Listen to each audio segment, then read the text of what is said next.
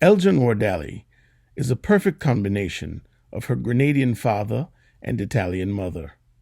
According to her, her curried chicken is as tasty as her eggplant parmesan. She grew up in New York City, surrounded by an abundance of sights, sounds, and scents, but most importantly, the arts. Eljon therefore set her sights on becoming an actor. She would later realize that her passion lived behind the camera. After stints behind the scenes at a major news channel and MTV, Eljon decided to try writing, a decision that allowed her to express her creativity like never before. She had finally landed where she needed to be. Now standing on a stack of well-received plays and an award-winning web series, Eljon is now one of the city's rising stars in the world of writing. Playwrights and screenwriters have the power to mold and shape our minds and open chambers of our imaginations that we didn't even know existed. Eljon is one such writer, and her work is certainly designed to make audiences think. Her work is well thought out. It pulls emotions and creates moods and demands us to pay attention to both her subtle and intentionally displayed messages. Though she continues to bask in the rays of success, she is immensely grateful. Her ability to create was almost taken from her because of an unforeseen incident. In this interview, Eljon discusses this incident, her love of the arts, and opens up many other doors to her world. I am Crispin Brooks, and this is Planet 30.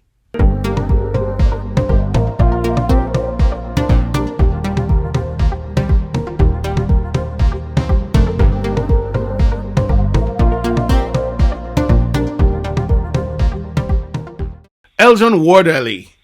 Your name alone sounds like a star. Like you were born to be a star, huh? Well, thank you. Yes, having a complicated name does wonders. So tell us about your journey with writing. How and when did it start? So I've always been excited about storytelling. And it's always been in the back of my mind growing up, like, I want to be a writer, I want to be a playwright or a screenwriter, but I never thought that I could make a career out of it. And you know how they say, if you don't follow your passion will find you and kill you? So it almost did that for me. When I was 29, I had a stroke, and that almost took away my ability to write. So I decided if I could still write when I was recovering, that I would pursue my passion full speed and not take writing for granted ever again. So that's what I did, and I haven't looked back since. How did you sort of deal with the threat of not being able to, or the possibility that you weren't going to write again? How did you process that mentally? I thought about the possibility that I wouldn't be able to write for the first couple of months after the stroke, and I wasn't ready to try and write because I wasn't ready to honestly deal with the devastation if I couldn't. So it was a lot of basically thinking about what was important in my life, what I wanted to change, because I was given kind of this second chance, and how I was going to live my life moving forward after I recovered, because I was a completely different person. I always say that the stroke was the best thing and the worst thing that ever happened in my life for that very reason. So once I was able to write something and figured, I still have this talent, I am still able to pursue this, I just decided, I'm going to really nurture that and turn this into more than a passion, more than a hobby, and make it my career. So did you ever attempt I know writing is your passion, but did you ever attempt any other job or within the film and television world, like acting or producing? So when I was younger, I definitely wanted to be an actress. Growing up in New York, I think that everybody at a certain point in their life, in their lives, want to do something in the arts. So for me, I said, I'm going to try out this acting thing. And I actually was part of a small theater when I was in high school, and I really enjoyed acting. And I thought, this is great. But again, in the back of my mind, I still wanted to create stories. And after college, I said, well, you know what? Since I want to work behind the camera or not on stage or on film, maybe I'll start working in TV. So I started my career working in the news industry. And then from there, I ended up working at MTV and just decided, okay, well, I have all this good background. Let me see how else I can use it to my advantage in pursuing a career in the arts. So everything just kind of meshed together and came together in a really wonderful way, because I'm so thankful to have all these different skills, because it allows me to view creative projects under a bigger scope. Now, interestingly enough, your parents come from two different cultures. West Indian, so you're Grenadian, Spice Island, and Italian. How has being raised between the two worlds, and how has that informed your work? The two cultures, I should say, not islands. Being biracial has definitely played a really important part in my life, especially creatively, because when you look at stories on TV, often you'll see, Black stories, you'll see white stories, Latino stories, but you don't really get to see a lot of stories about biracial people. I mean, of course, there's, what's that show called? There's Blackish, and then there's Mixed-ish. So that's something new, and look how long it took for something like that to come out. I never got to see myself represented when I was growing up, and I think that even now, so it's still hard to see people like me represented in stories. So I decided that I wanted to, no matter what story I was telling, every story was going to, when I could, it was going to be with different cultures, with different people. It would never be just highlighting one thing, because representation is important, and that is my goal in most of the things that I write, if it's not historical or anything like that, where you require that a certain culture be highlighted on its own. Because the goal should be for everyone to be able to see themselves represented on screen, on stage, in all stories, because I think that an important part of entertainment is just being able to inspire somebody. Entertaining somebody with whatever it is you're writing is great, but if you can inspire someone and cause that person to question something at the end of whatever they're watching, that's even a bigger joy. Awesome. Now, have you done any stories about Italian culture at all? I mean, or New York Italian culture? Because I know you've dabbled on the Caribbean or West Indian side. I have not yet, but I'm actually working on something now, because the neighborhood that I grew up in, where my mom still is very, very Italian. So I've always wanted to tap into that. I've just been trying to figure out what the story would be. And I think I have a handle on what that is going to be right now. I'm actually just started working on it, so I'm pretty pumped about that.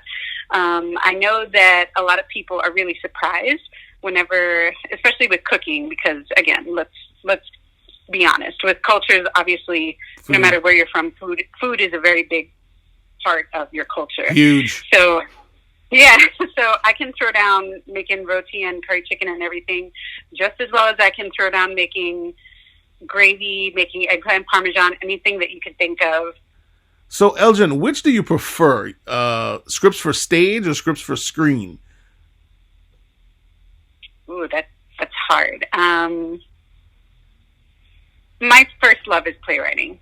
That is definitely my first love. That's where I started acting. That is where I feel as though the imagination can just take over and anything is possible. With screenwriting, you kind of constantly have to think, oh my God, well, can I do this with the budget, or what is that going to take? I don't think I could do that. But if you're writing a play, you can literally say anything, and that can come to life either in a really grand way or with just, lights and props, and just, it's more imaginative to me, I think.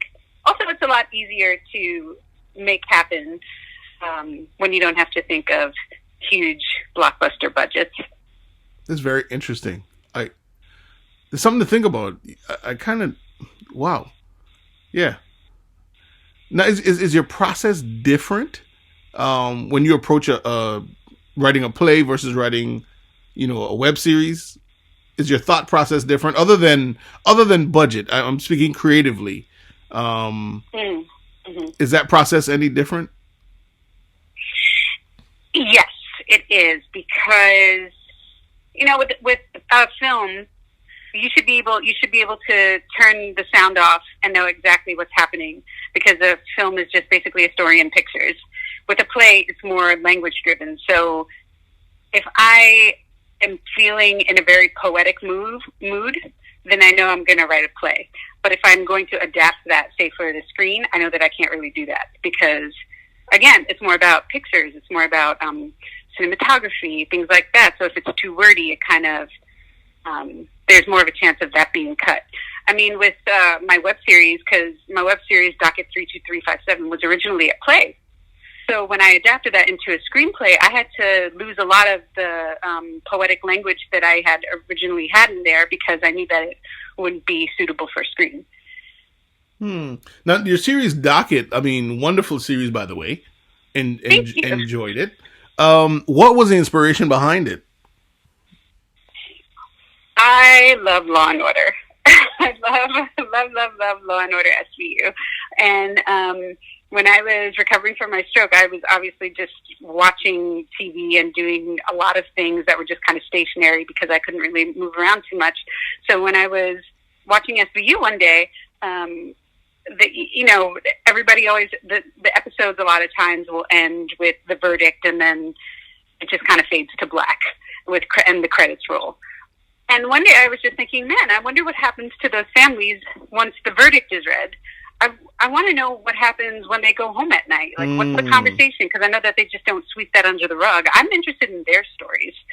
So that was the inspiration for Docket, and that was actually the first thing that I wrote after the stroke. So I wrote one scene, which ended up being the first episode of the series, and it was just a short film, and it made its way through the festival just based off that one short film. And when people started asking, well, what happens to these women, my first instinct was, well, it's a play, maybe it'll get produced and you'll find out that way. And then I started thinking, wait a minute, no, I already know what happens. Maybe I can turn this into something bigger that can reach more people. So that's what I did. So now, fascinating. So Eljon, Docket 32357 has won a ton of awards. I know you guys showed at several festivals. What are some of the awards and some of the festivals that you showed at? Well, we've screened at over 45 festivals worldwide. We're the winner of the inaugural Huffington Post Black Voices Breakthrough Theater Grand Jury Prize. We are also the audience winner of the International Black Film Festival of Nashville, and we were nominated for the Birmingham Black Film Festival Best Short. So there are a lot of festivals and awards that this little short that could turn into. And we even showed Docket in the Bahamas, which we're really proud of, and in Grenada. So it's just nice to be able to share the work with so many different people. And I guess that is a way that plays can't reach people, because, if something goes up in one place, you can only reach an audience that way. But if you have a film and you can see it online or you can see it on TV, it reaches a much broader audience. Yeah, sort of a budget either way. Either you're going to have to take everybody in the play to these different locations, or you're going to spend the money up front and then send the film. So it's kind of interesting. Exactly. Yeah. So you did 2 seasons of Docket, yeah? So it was so well received that you had to go and do the second season. How did you develop the second season? Because it all started as one little piece of script and turned into a web series. How did you build upon the first season? Like, did you continue the stories, or did you bring in new characters? So the end of the first season ends with a very specific new incident happening. And that wasn't my idea. That was actually the director, Randy Wilkins' idea, to have this specific event happen. I don't want to say what it is because I don't want to spoil it for people who haven't watched it. But when he told me about this idea, I said, well, what's the why do you want to have this event happen? Because it's not tied into seemingly the rest of the story. And all he told me, he was like, you'll figure it out. I'm like, what is that supposed to mean? And he said, that means season 2. And I said, oh, okay. But even so, you've kind of left me on a very specific kind of prompt that I have to go off of based on what you just decided was going to happen. I know I'm being very vague right now. Hopefully that'll encourage people to go and watch and see what I'm talking about. But so after this event happened, I mean, it's like with any kind of creative prompt. If someone says, okay, well, there's a car accident on the street, what happens next? And you kind of got to dig deep and figure, okay, well, there are a number of things that can happen. Well, why does this happen? And what else can grow out of this? So I think that it's kind of brilliant for the ending the way that it was, because to me, it means that when one story ends, another begins, and somehow we're all connected. So I kind of just use that as a jumping off point to connect a new story to an old story. And the way that the second season ends is pretty much the same way. One event ends as another one begins, and how are we all connected? Doing any sort of production, whether it be a music video or web series, it takes a lot of time and money. Can you, for those that are interested in doing production on any level, young directors, young writers, young producers, can you sort of walk us through just the main points of what it takes to really bring something from the idea to the paper to the screen? Sure. The wonderful thing about creating stories, no matter what platform you're using, is that you can do it no matter what. If I have an idea and I want to bring it to life, but I don't have any money, I look around and see what I do have around me. Okay, well, I have a phone. My phone has a video camera on it. So I can even make these short little tiny things, put them on Instagram, make my own series. That's free. That doesn't cost anything. With the short was done in one day with a skeleton crew, with people who were also creatives and didn't really have anything going on at the moment and wanted to flex their creative muscles. So we all just kind of banded together and made this thing with practically no money. And when we realized, okay, well, we want to turn this into something different, we decided to turn to crowdfunding. And crowdfunding is just so great because it allows you to feel to find your community. Because this project that you're doing is not only now connected to you, but it's connected to an audience who's funding your passion. So everybody's in it together. And I think that is so important and wonderful to be able to have access to being able to do that. Also to finding partners who are also willing to help out. Like, we were very lucky in the fact that we use Seed and Spark, which is a wonderful crowdfunding platform, to crowdfund both seasons. So they are different from other crowdfunding platforms in the sense that they help push your project forward. They help with tweeting your video and your idea out to their community so that everything can grow and your community can grow. So it doesn't feel as though you're on a small little island by yourself. Awesome. Now, you have a new project that you've written.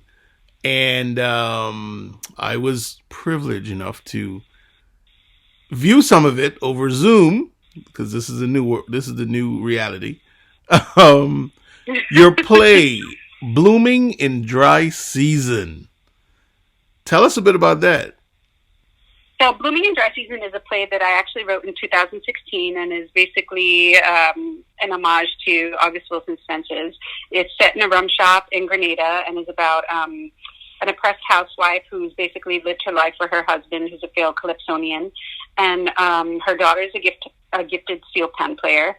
And when a once-in-a-lifetime opportunity for her daughter presents itself, Rose, who's the wife, realizes she puts her own dreams on hold long enough and she's forced to make a decision. Should she stay or should she go? Now, even though this is set in Grenada, I feel as though the story is universal because we all know this father figure. We all know this mother figure. We've all been that child. So it's really important to me that people see that we all have the same stories. It's just our stories take place in different settings most of the time. And I don't know if you'd ever find a more colorful setting than a Caribbean rum shop. Exactly. So no, so in the play you sort of explored many themes. Fascinating because some of the themes you explored were the West Indian or Caribbean relationships, between, well, I shouldn't generalize. I should say some of the stereotypical, I guess you could say, or relationships that occur more often than not, sometimes in the Caribbean, between men and women, and the attitudes of men toward women and women toward men, etc., and how kids fall into there. Now, that must have been interesting for you to research in terms of the attitudes toward patriarchy, etc. Yeah, because I mean, even today, whenever I go to Grenada, I've always run into that one old guy, or unfortunately one young guy, or who constantly thinks that women, for some reason, are not equal to men. And it's crazy that in this day and age, again, across the world, it's not equal rights for men and women, clearly. So that is something, like I said, can be explored between a family dynamic and workplace, basically anywhere. And a lot of things that I hear from people who have seen the reading, or this reading or another reading, is that they all know these people. They all have that person in their lives, or they've met that husband or that wife, or they've been that child, or they know that child. So I think that really makes such an impact when you can hear those things. So it's like, oh, I did a good job, because they can see themselves, or they know someone who has basically been one of those characters. So in Blooming in Dry Season, the perspective you give perspective from the perspective of the female child, the wife.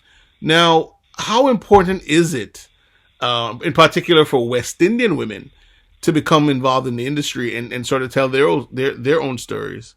It's so important for West Indian women to be part of the conversation, because representation matters. We don't see a lot of us in the industry who are executives and who are showrunners and playwrights or screenwriters. We need more of us out there. And I'm sure I know for a fact there are a ton of us out there. It's just trying to break down the door, get in through the window, things like that. So the exciting thing is that there's a lot of material out there, and there are a lot of people in our culture who are doing all of these things. And it's just wonderful to be able to highlight them on their journey, because it's just a matter of time before we are also in these rooms and making our way in these doors. So how do you deal, as a writer, how do you deal with the dreaded writer's block? Because I think everybody goes through it at some point in time. What's your process, or what's your solution for writer's block? Oh, I bribe myself. I have to bribe myself. Sometimes I'll sit down ready to write 10 pages or however many pages, whatever my goal is for the day. And there are times when nothing comes out, and I have to be gentle with myself and say, you know what, that's okay, because what good ever comes out of pages that are forced? Nothing. Because you'll be able to tell that your material is not good. So I just always like to look at my process as, okay, well, you sat down, you tried to do this thing, nothing came out, but it's okay, because there's always tomorrow. So I try to be gentle with myself in that way. Even if I write one line, if I write one line and it's a good line, then it's a good day. Of course, some days we don't feel like sitting down at the desk or wherever to write, because we're just not in the mood. So on those days, I bribe myself with, a cookie, or I set myself up with a nice cup of tea, and I have my whole set up with snacks to try and create as comfortable and as an environment as I can to try and get my ideas out. You have to look at it as a job. So dedicate yourself, if you can, every day or whatever your schedule is, to try and stick to it. Even if nothing comes out, you're sticking to your schedule and you're working on your craft. because your 9 to 5 job shouldn't be your only job. I like how you bribe yourself. That's interesting in itself. So let's go back. Let me ask you this question. What advice would you give to your teenage self? What would you tell teenage Eljon? A lot of things. What would I tell her? I would tell her to keep going.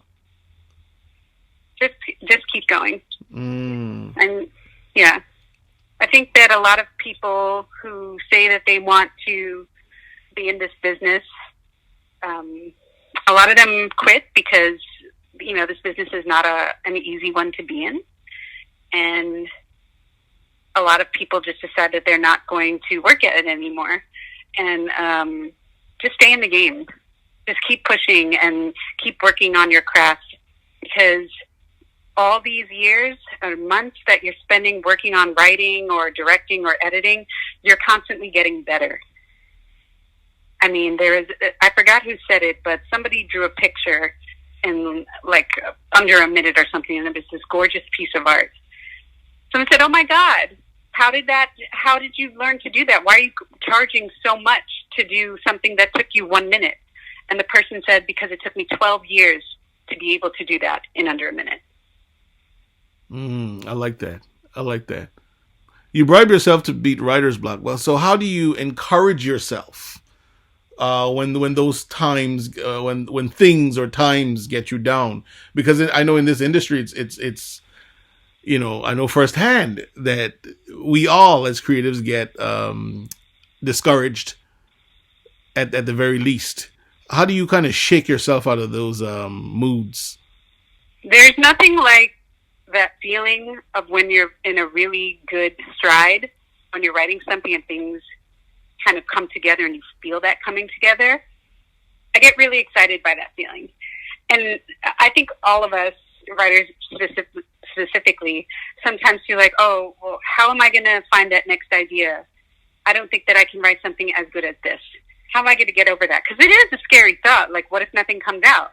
It's not as though it's something mechanical where you can fix something. Oh, I know this make and model of this car. I know how to fix this.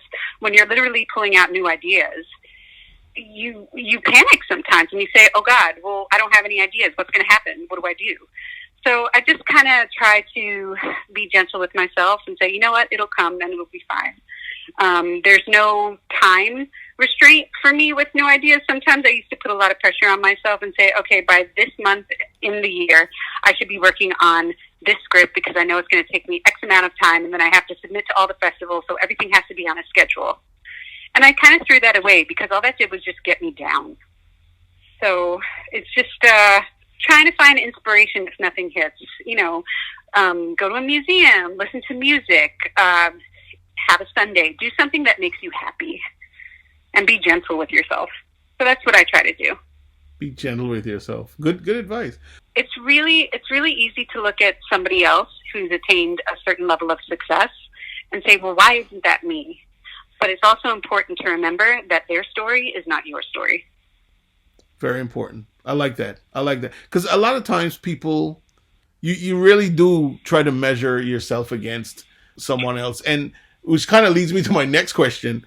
Because that person may have had resources and connections that you didn't have. So it's almost like be proud of yourself for what you have done with what you with what you were given, So actually, like I said, which leads me to my next question about young people, or not necessarily, I say young people as if older people don't want to be in the arts. But anyone who is an aspiring writer, filmmaker, musician, whatever, anything in the creative space, what advice would you give them, especially people who may come from the Caribbean or a smaller town in the U.S. or anywhere in the world, really?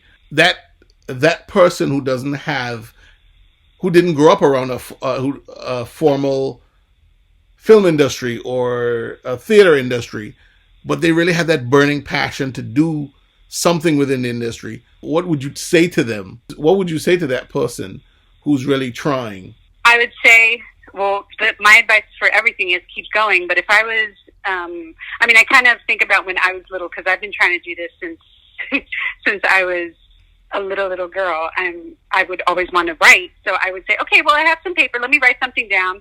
Let me gather some of my friends and ask them if they'll just read something aloud so I can hear it. So it's really, I mean, it's amazing what we think we can't do. Oh, this person's going to say no. This person's not going to want to just do me this favor. You'll never know unless you ask. So for someone growing up in the Caribbean who may not have as many resources as we do in the States, just get a group of friends together. Say, hey, I have this idea. I want to do this thing. I wrote this play, or I wrote this screenplay. What do you think? Will you guys read it with me? How about we invite people to listen to it? And just like gather some people and have them listen to it out loud. And then boom, you have an audience. Okay, well, I want to be a filmmaker. What can I do? I don't have anything. If you have a phone or if you have a camera, take pictures, put together something just like that. You can make art happen anywhere with whatever you have. Great advice. Reach out to creative wise. Yeah, I mean, reach out to people as well. Like I said, you never know who is going to say yes. Advice is free. Advice is definitely free. Definitely free. So what's I mean, we've covered a lot of stuff, but what is next for Eljon Wardally? Listen, I like saying your name. You know, I love saying it. It's such a super. It's such a superstar name. What's next for Eljon Wardally? Well, I am trying to get staffed in a writer's room, but again, with the state of everything because of COVID, it's pretty hard to make anything happen since all filming has stopped. But also, this is a lesson for all of us who, writers and editors, directors, everybody who can't really work right now because of Corona. It's also a lesson for me to say, okay, well, how can I be creative without having all these resources? So there are things like Zoom meetings. There, just having FaceTime meetings where people can read new material. So that's what I'm working on now. I'm working on a new series and a treatment that I'm hoping somebody will pick up. And I can't say too much about it now, but I'm doing that, and I'm working on a play. I'm working on a couple of different screenplays and 2 play ideas that I have right now. So I'm just trying to use this time as well as I can to just write a whole bunch of new wild and crazy stuff. And hoping that once Corona is out of here, that I can hit the ground running with some projects. Again, we all know that it's really hard because there aren't things that are being filmed right now. Everything is kind of shut down. But this is also just a wonderful time to, again, use your creative brain, see how you can find ways to make art in this time. Because I have a feeling that once this is all over, we're going to see some really exciting things from a lot of different people to come out of this. Now, you mentioned a writer's room. Is that sort of your ultimate goal, or would your goal be to eventually get one of your productions on TV or on screen, I should say? On screen, yeah, I would love to be a showrunner. I have a couple of pilots, and that I would love to be, a showrunner for. I would love to make 2 features. I say 2 right now because I only have 2 finished screenplays. But yeah, my goal is to just be in a room with other people to see how it's done. I love just being in a room with different writers and picking their brains and kind of seeing what their process is, because no matter who you talk to, everybody has a different process, which is just so fascinating to me, how we all can create stories, but we all have different ways of getting there. Definitely. As a writer, how do you constantly improve? Are you someone that just reads widely, or do you take extra classes? What's your process in terms of improving? Because I know you mentioned earlier about, constantly upgrading. I read a lot of different plays that I really have an affinity for, and kind of study them and say, okay, well, I love the art of the surprise, or I love the way that this person writes character. How can I study them, and what do they do to make that happen? So how can I use that to make myself a better writer? Or even with process, like for screenplays, something that a professor told me was, watch a movie while reading a script for that movie and see how they hit certain plot points at different times. So I've been doing that, and I'm like, oh, okay, cool. So at this moment, I should be able to think that this is going to happen, or how do you layer and how do you tie up all these loose ends? So it's constantly watching other work and trying to take notes and find tips in the way that all these different authors and writers have basically managed to create their own work. Excellent. I also find a lot of inspiration from art. You can look at a painting and just create an entire story based off this one painting. Like, okay, well, wow, what's the subject thinking of? How can that turn into a story? So it's just, you can you can study anything and apply it to your craft. So, Eljon, how important are relationships in the entertainment industry? Relationships are really important. If you're at a film festival or even connecting with an audience member, anybody who comes up to you and compliments your work or has questions, it's a great idea to keep up that relationship with that person. You never know what might happen down the line. I mean, I have had meetings with executives at different networks that I still upkeep to this day, where it's every couple of months check-in. Hey, this is what I'm doing. How are you? Is there anything that you're working on that maybe I could be a fit for? So it's just always important to treat these relationships as you would friendships. You would always check in on your friends every couple of months if you don't hear from them. So treat your professional relationships the same. Always check in with them. See what's going on. You never know what opportunity can arise from that. So, Eljon, is there anything else you'd like to say to anyone out there? The floor is yours. Go ahead. Keep going. Your story deserves to be told. Don't let anybody tell you that you're not a good writer or you're not a good director or anything. If you want to be good at what you do, you just keep going. Work on your craft. The rest will come. Excellent. So tell us, for those who are familiar, well, for those who are unfamiliar, and those who would like to get to know you better as an artist, where can we find your material, and where can people get in contact with you in order to buy those fabulous screenplays? Well, I have a website, eljonwardally.squarespace.com, and you can find a lot about my work there. There's also a contact me page, so you can always send me an email on there, and I'll be happy to answer some questions. And you can also see the 2 seasons of my digital series, Docket 3237, at docket3237.com. Excellent, excellent, excellent. Eljon Wardally, thank you so much. Thank you.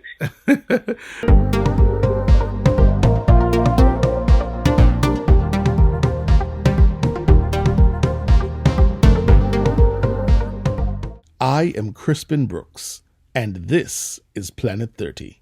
Thank you for listening to this episode of Planet 30. Follow us on Instagram and Twitter at OnPlanet30. Like us on Facebook.com/Planet30.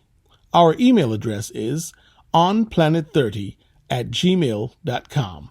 That's ONPLANETTHIRTY@gmail.com. For more information about Planet 30, visit our website, planet30.com. That's PLANETTHIRTY.com.